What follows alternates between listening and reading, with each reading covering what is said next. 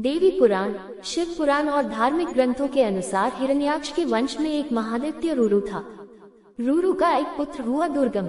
दुर्गमासुर ने ब्रह्मा जी की तपस्या करके चारों वेदों को अपने अधीन कर लिया। वेदों के न रहने से समस्त क्रियाएं लुप्त हो गई। ब्राह्मणों ने अपना धर्म त्याग कर दिया। चौतरफा हाहाकार मच गया। ब्राह्मणों के धर्म विहीन होने से यज्ञादि अनुष्ठान बंद हो गए और देवताओं की शक्ति भी क्षीण होने लगी, जिसके कारण एक भयंकर अकाल पड़ा। किसी भी प्राणी को जल नहीं मिला। जल के अभाव में वनस्पति भी सूख गई।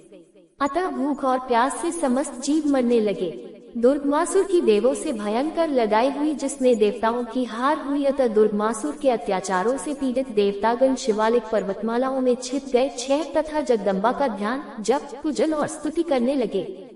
उनके द्वारा जगदम्बा की स्तुति करने पर महामाया माँ पार्वती, जो महेशानी, भुवनेश्वरी नामों से प्रसिद्ध है, अयोनिजा, जिसके कोई माता पिता ना हो, रूप में इसी स्थल पर प्रकट हुई। समस्त सृष्टि की दुर्दशा देख जगदम्बा का हृदय पसीज गया और उनकी आंखों से आंसुओं की धारा प्रवाहित होने लगी। माँ के शरीर पर 100 नेत्र प्रकट हुए। शतनैना देवी की कृपा से संसार में महान वृष्टि हुई और नदी तालाब जल से भर गए। देवताओं ने उस समय माँ की शताक्षी देवी नाम से आराधना की। शताक्षी देवी ने एक दिव्य सौम्य स्वरूप धारण किया। चतुर्भुजी माँ कमलासन पर विराजमान थी। अपने हाथों में कमल, बाण, शाकफल और एक तेजस्वी धनुष धारण किए हुए थी। भगवती परमेश्वरी ने अपने शरीर से अनेकों शाक प्रकट किए, जिनको खाकर संसार की क्षुधा शांत हुई। माता ने पहाड़ पर दृष्टि डाली तो सर्वप्रथम सराल नामक कंदमूल की उत्पत्ति हुई। इसी दिव्य रूप में माँ शाकंभरी देवी के नाम से पूजित हुई। तत्पश्चात वह दुर्गमासुर को रिझाने के लिए सुंदर रूप धारण कर शिवालिक पहाड़ी पर आसन लगाकर बैठ गयी। जब असुरों ने पहाड़ी पर बैठी जगदम्बा को देखा तो उनको पकने के विचार से आए। स्वयं दुर्गमासुर भी आया। तब देवी ने पृथ्वी और स्वर्ग के बाहर एक घेरा बना दिया और स्वयं उसके बाहर खड़ी हो गई। दुर्गमासुर के साथ देवी का घोर युद्ध हुआ। अंत में दुर्गमासुर मारा गया। इसी स्थल पर माँ जगदम्बा ने दुर्गमासुर तथा अन्य दैत्यों का संहार किया। वह भक्त भूरेदेव भैरव का एक रूप को अमृतत्व का आशीर्वाद दिया। माँ की असीम अनुकंपा से वर्तमान में भी सर्वप्रथम उपासक भूरेदेव के दर्शन करते हैं। तत्पश्चात पथरीले रास्ते से गुजरते हुए माँ शाकंभरी देवी के दर्शन हेतु जाते हैं। जिस स्थल पर माता ने दुर्गमासुर नामक राक्षस का वध किया था, वहाँ अब वीरखेत का मैदान है। जहाँ पर माता सुंदर रूप बनाकर पहाड़ी की शिखा पर बैठ गई थी, वहाँ पर माँ शाकंभरी देवी का भवन है।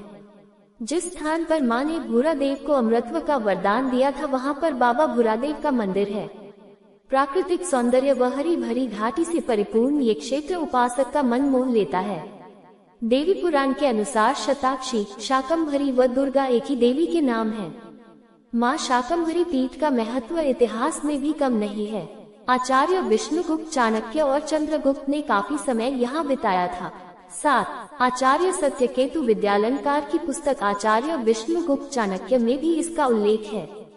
चंद्रगुप्त के समय में माँ शाकंभरी पीठ स्रोगन देश का सबसे बड़ा तीर्थ स्थल था। माँ शाकंभरी के दर्शन के लिए प्रतिवर्ष लाखों श्रद्धालुओं की भीड़ सिद्धपीठ में पहुँचती थी। उस समय शाकंभरी देवी जाने का एकमात्र रास्ता बृहदहट, वर्तमान बेहट की था। यहाँ से आगे का रास्ता घने जंगलों से होकर गुजरता था। बृहदहट से श्रद्धालु टोली बनाकर शक्तिपीठ में जाते थे। पूरे भारत में माँ शाकंभरी देवी का प्राकट्य स्थल और प्राचीन शक्तिपीठ यही है। सांभर की शाकंभरी देवी का मंदिर चौहानों ने बनवाया था, जो कि माँ शाकंभरी को अपनी कुलदेवी मानते थे। और सक्राया में भी पिछले कुछ दशकों में ब्रह्मानी और रुद्रानी को शाकंभरी कहा जाने लगा।